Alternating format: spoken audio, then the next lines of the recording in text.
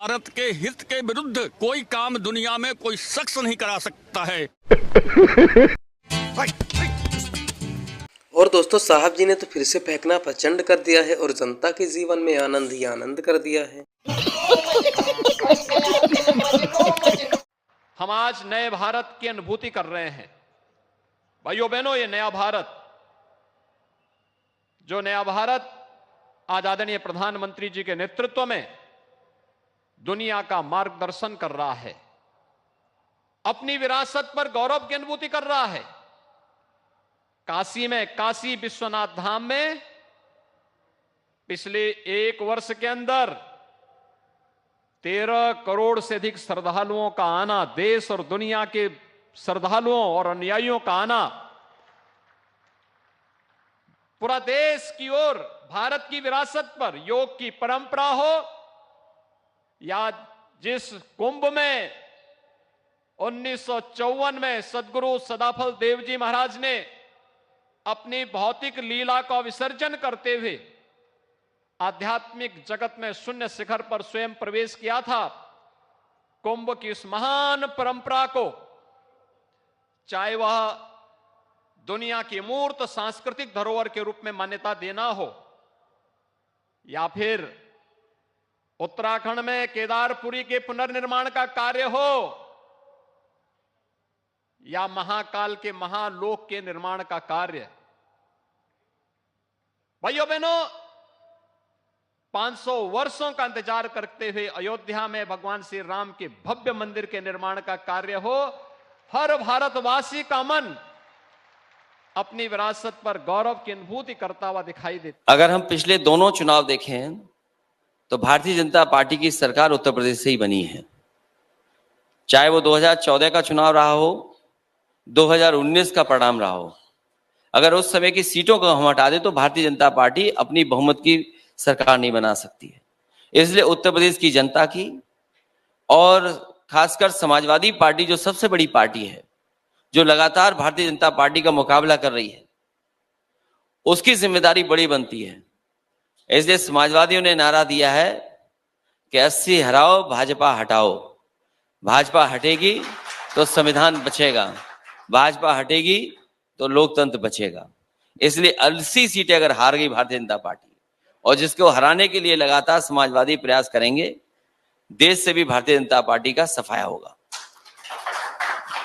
लेकिन हिंदी पट्टी के 3 राज्य अभी उनके खाते में गए हैं। ऐसे में आपको नहीं लगता कि यहाँ पे जाति जनगणना, मुस्लिम तुष्टीकरण की हार है और ब्रांड मोदी जो है वो जीत रहा है? ये बातें उनको बचाने के लिए की जाती हैं। यहाँ जितने लोग बैठे हैं या चैनल को जो देखते होंगे, वो सब जानते होंगे कि भारतीय जनता पार्टी जाति ढूंढ रही थी कि किस जाति का मुख्यमंत्री बनाए। तो मैं ये कह सकता हूं कि सबसे ज्यादा जातिवादी पार्टी अगर कोई है तो वो भारतीय जनता पार्टी है। और समाजवादियों की और अन्य दलों की लड़ाई हमेशा संविधान में दिया हुआ जो अधिकार है उसको मांगने की है। अगर जाति जनगणना से सामाजिक न्याय का रास्ता निकलता है तो समाजवादी पार्टी जाति जनगणना के पक्ष में है, और बिना जाति जनगणना के सामाजिक न्याय संभव नहीं है। सामाजिक न्याय का रास्ता अगर कुछ है तो वो जाति जनगणना है। अभी मजा आएगा ना। 2024 की बात करें, अगले साल इलेक्शन है, तो देश का अगला प्रधानमंत्री कौन होना चाहिए? एक ही, नरेंद्र दामोदर दास मोदी। क्यों होना चाहिए मोदी जी? पहली बात तो मोदी जी ईमानदार व्यक्ति हैं, ठीक है जी। दूसरी बात, देश के प्रति उनकी अपनी भावना है।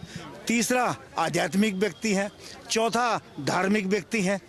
और पांचवा, सबको साथ लेके चलने वाले व्यक्ति, जो सबका साथ सबका विकास, जो उनका अपना एक मोटो लेके चल रहे हैं, उसमें वो एक खरे उतर रहे हैं। देश में इससे बढ़िया प्रधानमंत्री आपको नहीं मिलने का। 2024 में लोकसभा का इलेक्शन है, तो देश का अगला प्रधानमंत्री कौन होना चाहिए?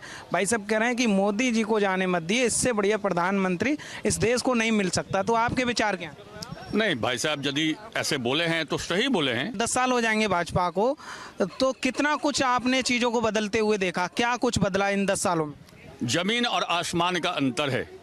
पहली बात तो लोगों का सोच नरेंद्र मोदी जी ने बदल दिया है। पहले लोग यह सोचता ही नहीं था कि दुनिया में चाइना से, रसिया से, अमेरिका से हम आंख में आंख मिलाकर बात कर सकते हैं। आपने रूस के राष्ट्रपति व्लादिमीर पुतिन का इंटरव्यू देखा होगा, जिसमें उन्होंने कहा है कि मोदी को डराना नामुमकिन है, मुश्किल ही नहीं नामुमकिन है। मोदी को डरा करके भारत के हित के विरुद्ध कोई काम दुनिया में कोई शख्स नहीं करा सकता है। भाई साहब कुछ ज्यादा नहीं हो गया ये?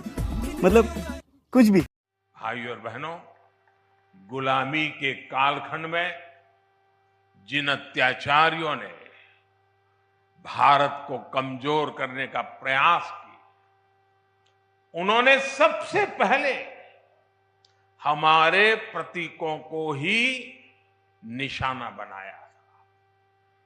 आजादी के बाद इन सांस्कृतिक प्रतीकों का पुनर्निर्माण आवश्यक था। अगर हम अपनी सांस्कृतिक पहचान को सम्मान देते तो देश के भीतर एकजुटता और आत्मसम्मान का भाव मजबूत होता। लेकिन दुर्भाग्य से ऐसा हुआ नहीं। आजादी के बाद सोमनाथ मंदिर के पुनर्निर्माण तक का विरोध किया गया था और ये सोच दशकों तक देश पर हावी रही। इसका नतीजा ये हुआ कि देश हीन भावना के गर्त में चला गया, अपनी विरासत पर गर्व करना भूल गया।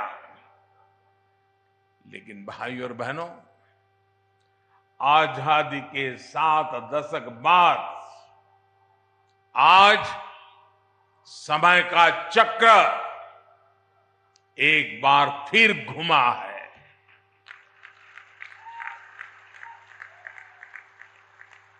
देश अब लाल किले से गुलामी की मानसिकता से मुक्ति और अपनी विरासत पर गर्व की घोषणा कर रहा है। जो काम सोमनाथ से शुरू हुआ था वो अब एक अभियान बन गया है। आज काशी में विश्वनाथ धाम की भव्यता भारत के अविनाशी वैभव की गाथा गा रही है। आज महाकाल महालोक हमारी अमरता का प्रमाण दे रहा है। आज केदारनाथ धाम भी विकास की नई ऊंचाइयों को छू रहा है। बुद्ध सर्किट का विकास करके भारत एक बार फिर दुनिया को बुद्ध की तपोभूमि पर आमंत्रित कर रहा है। देश में राम सर्किट के विकास के लिए भी तेजी से काम हो रहा है और अगले कुछ सप्ताह में अयोध्या में राम मंदिर का निर्माण भी पूरा होने जा रहा है। खत्म, bye bye, tata, goodbye, गया।